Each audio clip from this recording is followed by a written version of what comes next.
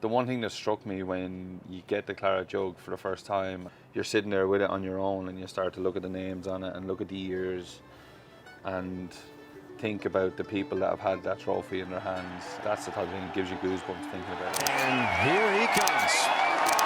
When you think about the culture of Ireland, you think about people who value a good story over a coffee or a whiskey or a Guinness. Ireland's Shane Lowry is an Open champion. Royal Portrush. Shane Lowry's Open Championship win in 2019, the last time the Open came to Northern Ireland, I think it's underrated. Given the man and the moment and the place, it was unbelievable. And I want him to remind you why. Look at this.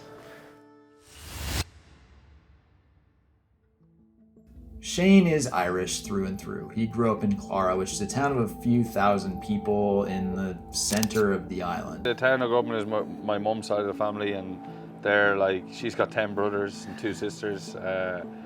And my dad's one of 11 as well, so like I've got a lot of aunts and uncles and cousins, and yeah, it was a lot of family. Grew up going and playing football and hurling and soccer and, you know, every sport I could, and then I just fell in love with golf when I was around 13, 14, and thankfully I did. There was a local, like, it's called pitch and putt is a game we play in Ireland. It's like the longest hole is like 60 yards long and the shortest hole might be 25.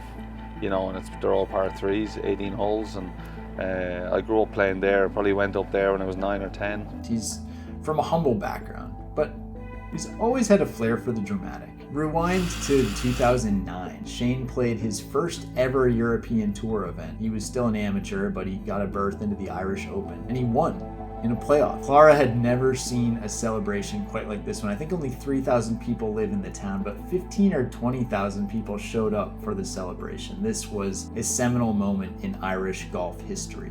And I always said, you know, for a long time that no matter what I achieve in golf, I don't think I'll ever be any bigger than that. To do that in your home tournament, in your National Open, was very, very cool.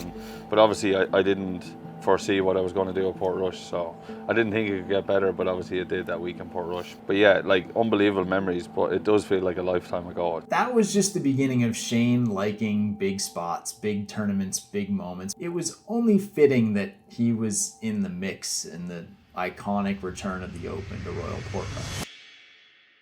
What people might forget is just how momentous it was for the Open to return to the island of Ireland at all. Nothing will dampen the excitement here on the north coast of Northern Ireland. Almost 7 decades since the only visit of the Open to the country and to this course. I never thought I would ever see the Open Championship here. We are so delighted that it's here. This is the most positive. I'm sorry, my glass is 3/4 full. It's never empty, right? Unless I down it. When the tournament put tickets on sale, they sold out almost immediately. By the end of the week, well over 200,000 people had showed up to watch the golf. I think it's just your typical seaside golf town, you know, in Northern Ireland. You know, there's a lot of golf there. There's obviously the 2 courses at Portrush. Portstewart is nearby, Castle Rock's not far away. I think golf is a big part to play in the whole community up there. I think the life and soul of the whole area is golf. You can get some pretty iffy weather up there. It's there's not much, you're kind of exposed to the elements up there, but you know, I always say Ireland, when the sun shines, there's no greater place in the world. We're probably lucky that it doesn't shine that much because everybody wants to live there. That's what I think anyway. Rory McIlroy is from Northern Ireland. He grew up just down the coast, and so he came into that week with the weight of the world on his shoulders. He was the tournament favorite. It's really cool. I mean, I'm really excited to get going tomorrow. But I'm really just enjoying myself. He had all the pressure, and then he made 8 on the first hole. He missed the cut in agonizing fashion. This has been a week that I've been looking forward to for a long time. You know, I didn't play my part, but you know, everyone in Northern Ireland that came out to watch me, you know, they definitely played theirs. And then on the weekend, the fans turned to the next best thing. McIlroy's closest friend on tour, not a Northern Irishman, but a guy who grew up a few hours south in a small town in the center of Ireland. You know, he's the homeboy that's up there now, so you know, he's going to get all of the support that I got today, and you know, hopefully they can will him on, and you know, I'd love nothing more than to see Shane, you know, get his name on that Clara Jug. I got to a place that Saturday afternoon, I honestly felt like I was going to birdie every hole. Right, let's kick for home here, you know what I mean? Like, let's keep going, and that's what I did. And ultimately, I think I won the tournament on Saturday evening. Because the way I went into the final round, you know, I sort of thought to myself that morning that it was either first or last today. There's no, like, if I finish second today, it's a disaster, you know, so I need to win. Shane battled proper open conditions, a difficult golf course, brutal weather, a full complement of adversity, and he won by a mile. It's just incredible to be sitting here with that trophy in front of me. I mean, like, look at the names on it. It's just, yeah, I just can't believe. Like I said at the bowl walking down 18, I just couldn't believe that it was me, you know. I couldn't believe it was happening. After I had my tee shot in 17, I think I said something to Bo about, this is it, like, you know, we're going to win the Open. Like, that's kind of how I felt, but I didn't allow myself to think about it before that, because, like, you know, 16 can be a bit of a disaster, you know, 17, the tee shot is a bit blind and tough, and so yeah, but yeah, when I hit the second shot in 18, I was like, there we go, like, just a pure sigh of relief, because, like, honestly, those from Saturday evening when you finish on the 18 green to, like, trying to get to sleep that night, trying to eat your dinner, trying to eat your breakfast the next day, it's not easy, but it's what you practice for, but it's like, it's stressful. I remember watching Shane come up number 18, and you could see and feel from his reaction just how much the moment meant to him. Look, it didn't make a difference, but you still want to be as professional as you can about it. And yeah, when I turned the corner in 18, you kind of hit my tee shot and you kind of have to walk around. It was kind of semi-blind second shot.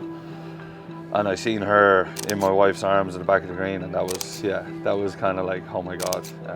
And even looking back at pictures, like, she's 8 now, like, she's a girl now, like, and you know, she was only a little toddler then, and having that was very, very special. Yeah. She's going to be nearly 30 when I play my last one,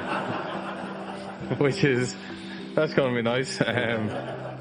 But you could also feel how much it meant to the people there. It was clearly a great moment of pride for the population. The fact that an Irishman was winning this event in its return to Ireland was too good to be true. So there's been moments in Irish sport, I think, that have brought, like, the country together, and everybody's been happy for one person. And I'm not bigging myself up too much, but I feel like that was kind of one of those where the whole country was kind of engrossed in what was going on and whether I was going to win or not. So that's pretty special. Irish people are the best supporters in the world, but then they want you to do it again. This summer marks Shane's triumphant return. He's the defending champion here, even if it feels like half a lifetime ago. I look back and it feels like a long time ago. A lot's changed in my life, where, you know, where we live now, I have another child. But yeah, look, no matter what happens for the rest of my career, I'll always have that Clara Jug sitting at home in Ireland, and I'm pretty proud of that. I got the sense from talking to Shane that he realizes as the Open returns to Portrush, it's the end of a chapter for him. There will be another champion crowned, another honorary mayor of Portrush. There will be another pro who's won the Open in Northern Ireland, even though it's going to be tough to top the last time around. I think there's a bit of apprehension about going back, just because the last time was so good. I'm not sure if this time can be as good, or will be. I think there is going to be an element of, I need to go and try and enjoy this as best I can. And soak it all in, especially, you know, I'm going to go up there early in the week and just make sure I kind of soak it all in, and, you know, be around the club as much as I can, or the course as much as I can that week, and then when it comes to game time on Thursday, make sure I'm ready to go play. And so as Shane returns to this epic golf course in this epic golf town on the northern tip of Northern Ireland, he's going to try to soak up every single moment. I remember the first drink we poured a bottle of Jameson in. Filled it up. It actually fills up perfectly with that. That was the first drink we had out of it. And sport is hard, and this level of sport is hard. When you do something special, I think you need to enjoy it as best you can. There is, of course, one way to keep the party going. That would be for Shane to win it again. if I was to win another one, I think that would be the icing on the cake for my whole career. You know, that and another Ryder Cup or two would be the icing on the cake for my career. But if that doesn't happen, you know, I think to have won Clara Jug in the manner that I did is pretty cool.